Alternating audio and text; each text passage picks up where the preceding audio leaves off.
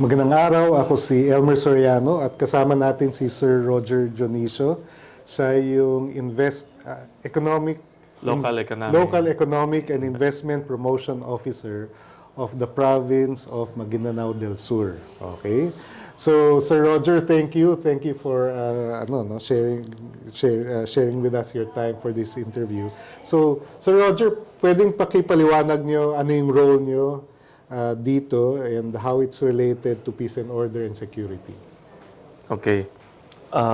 First and foremost, aside from being the Local Economic Investment Promotions Officer, I'm also the focal person for the peace building program of the entire province of Maguindano Del Sur.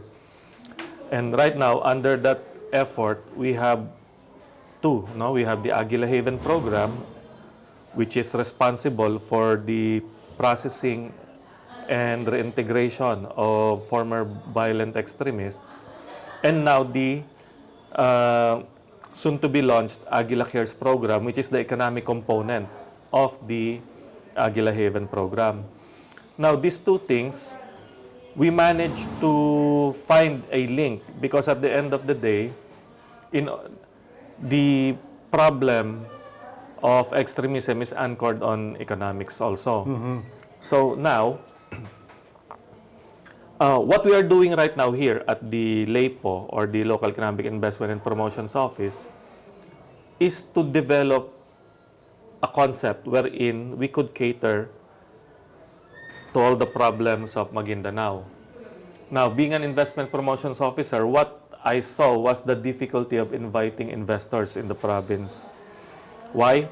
Because when you look at Maguindano del Sur and search it on Google, the first thing that you will see are the violent incidences related to the province.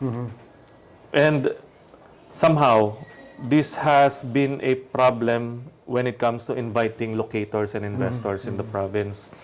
Now, the question is, will we let this particular problem be a stumbling block to our development goals? Now, as far as our provincial governor is concerned, the Honorable by Mariam Sangki Mangundadato, it should not be. So now, we developed an idea wherein it would be the provincial government itself who will be the first investor in the province in order for us to develop that investor confidence that most investors are looking at. So, how do we go about it? Short of coming up with just a program, we have a concept wherein the provincial government, by the authority vested to it, being a member of the autonomous region in Bangsamoro Autonomous Region, Muslim Mindanao, by virtue of Republic Act 11054, the BARM component provinces has the power to create provincial government-owned and controlled corporations. GOCCs. Yes.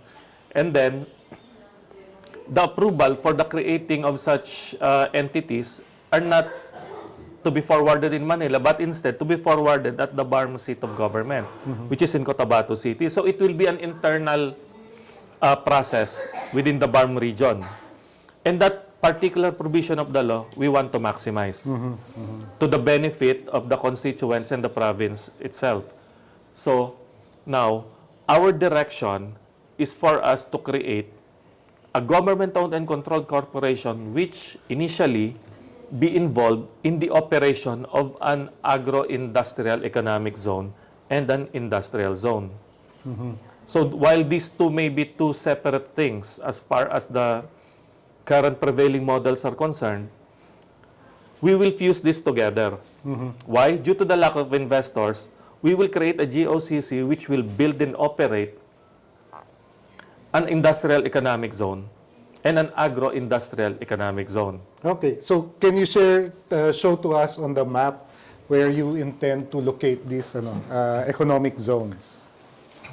Now, under the newly enacted Maguindano Del Sur Investment Code, one of the most prominent clusters that we created is the Raja Buayan Sultan Sabarungis and GSKP Industrial Complex.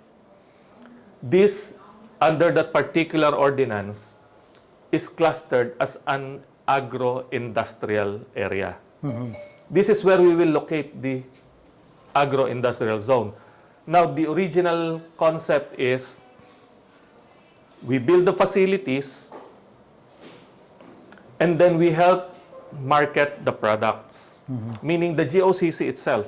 No? So we will operate on profit. But the best catch of it all is that this is also the area where most of our surrenderies are. So in connection with our peace-building effort, we will make employees out of them, being paid a minimum wage, which will in turn, in one way or the other, will somehow de-radicalize them and eliminate all economic issues which, in the first place, push them towards extremism. So here, with this concept, we are hitting two birds in one stone, no, with one stone. So we have a very profitable endeavor on the part of the provincial government, which are designed to generate profit in order to fund its peace program. And at the same time, eliminate the major problems of our local farmers, which are the buying price of the produce, say palay. Because of the middlemen, their profits are dwindled due to the share of the middlemen. Here, in the industrial complex, we will find a way on how we could put up a buying hub operated by the GOCC, and we will buy directly the produce from the farmers, thereby eliminating the middlemen. And the GOCC will be the one to market it in other parts of the country and even abroad. This particular area here, Dato Montawal, Pagalungan, GSKP, these are identified as our rice granary. So the industrial zone will be well located within the said area. Now, the second GOCC that we want to put up, which are now undergoing the stage of research, because like any other investor, what you want to happen is to invite investors here. But if you are to put up a facility, what you require is a stable power source. So, Dato Paglas, under our investment code, is classified as the location of our industrial zone. So here, what we want to happen is for the province to create a GOCC which will be designed or which will be the one to manage modular power plants, which will cater to the power needs of the entire province of Maguindano Del Sur. Initially, we will be the one to sell the power to NGCP. And in return, the profits generated by these two zones will all be plowed back to the programs of the province which are related to peace. So that the two corporations that we intend to put up, as far as our projections are concerned, will greatly help the current number of surrenderies that we have, and at the same time, we will also boost the local economies of our municipalities. Why? Here, this particular cluster of municipalities can support the volumes that we are projecting, not only for local market but also for export. Because for one, in the case of Mama Sapano, this municipality has established the organic brown rice and black rice production, which are very marketable not only locally but also internationally. So, if our agro-industrial complex is located here, you could see just the proximity. Now, we have a full chain completed. And definitely, what we are seeing now is the moment it becomes a reality, the viability of a sustainable business entity can be achieved. Okay, so in this video, we're hoping that we will be able to attract university partners, academics, and also potential investors to participate in this. Yes. So what kind of collaboration do you have in mind or do you envision with investors and universities? Maybe the universities could be nearby within BARM or Mindanao, but also possibly we could have researchers participating in this from Visayas and Luzon. So, Well, actually, on the part of the academe, what we want are the experts in doing research as far as economics are concerned. Yes, we do have several experts here, but they are quite tied up in several provincial government activities. We just want the numbers. No, we want as much as possible, we want all these projects to have a solid foundation as far as research is concerned.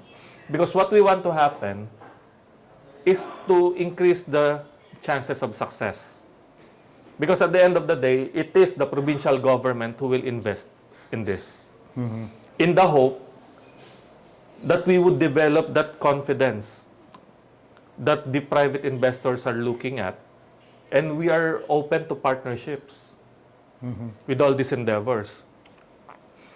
And mind you, we have a very, very high potential in delivering you profits also when it comes to partnerships, because as you can see, the ground is very raw and the opportunities are very raw.